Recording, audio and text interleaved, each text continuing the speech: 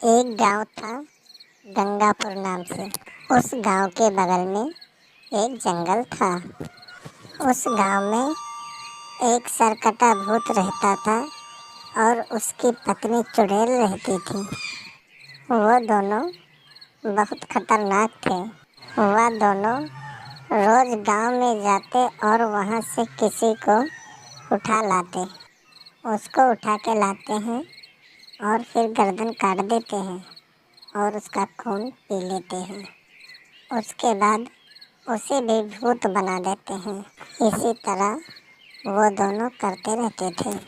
गांव के लोग बहुत परेशान थे। गांव के लोग सोचते थे कि अब मैं क्या करूं, क्योंकि किसी के पास शक्ति नहीं थी भूत से लड़ने के लिए। भूत और चुड़ैल का रोज का काम हो गया था कि वो किसी को लेकर आते हैं और उसका सर काट के उसका खून खून पी के अपनी भूख मिटाते हैं। उसके बाद उसको भी भूत बना देते हैं। गांव वालों के समझ नहीं आ रहा था कि मैं क्या करूं। इसी तरह करते करते सालों बीत गए। गांव वाले ने सोचा कि क्यों न हम तांत्रिक बाबा के पास जाएं। फिर उसमें से एक आदमी तांत्रिक बाबा के पास गया।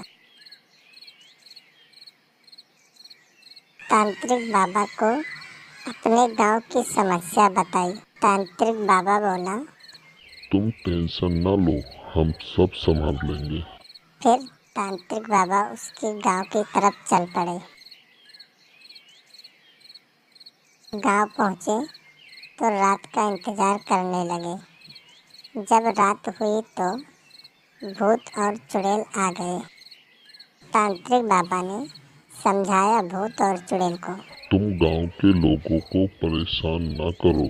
तो भूत और चुड़ैल बोले, मैं इस गांव को कभी छोड़कर नहीं जाऊंगा। मैं इस गांव के बगल के जंगल में रहता हूँ। मुझे भूख लगती है तो मैं इस गांव में आता हूँ ताकि यहाँ से किसी को लेकर जाके उसका खून पी सको। मैं कभी भी इस गांव को छोड़कर नहीं जाऊंगा।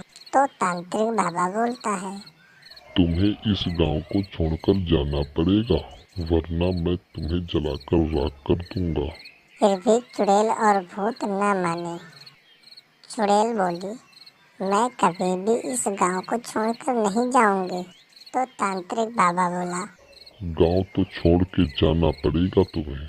फिर वह चुड़ैल अपनी शक्ति से तांत्रिक बाबा पे वार कर दिया। फिर तांत्रिक बाबा के पास भी शक्ति थी। तांत्रिक बाबा ने भी चुड़ैल पर वार कर दिया। जब तांत्रिक बाबा ने वार किया तो भूत भी तांत्रिक बाबा पे वार करने लगा।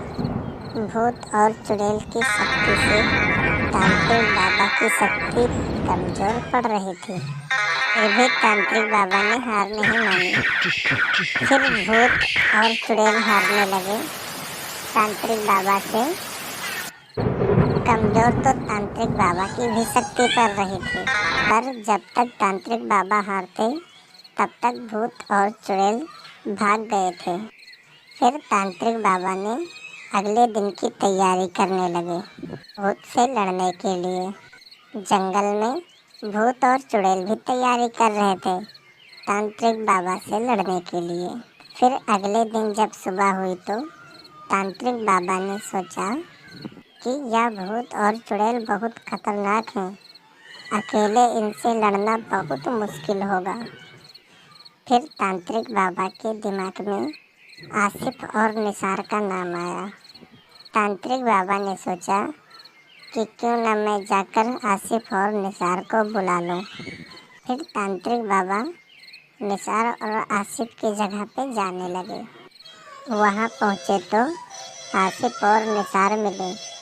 बाबा ने उसे उस गांव की परेशानी बताई।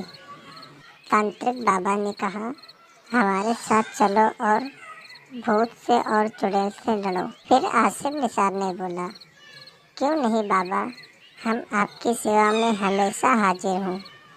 और इतना कहकर आसिफ निसार और तांत्रिक बाबा चल पड़े उस गांव की ओर। फिर जब गांव में पहुँचे तो रात का इंतज़ार करने लगे।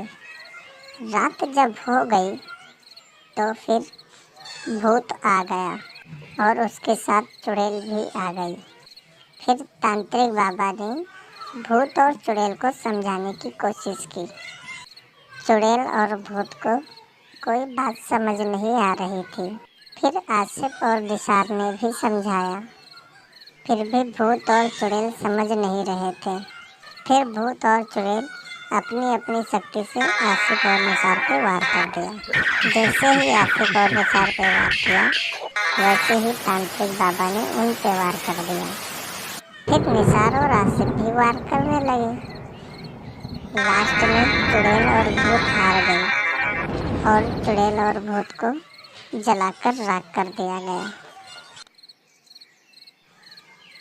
चुड़ैल और भूत को जलते हुए गांव वालों ने देखा और बहुत खुश हुए गांव वाले।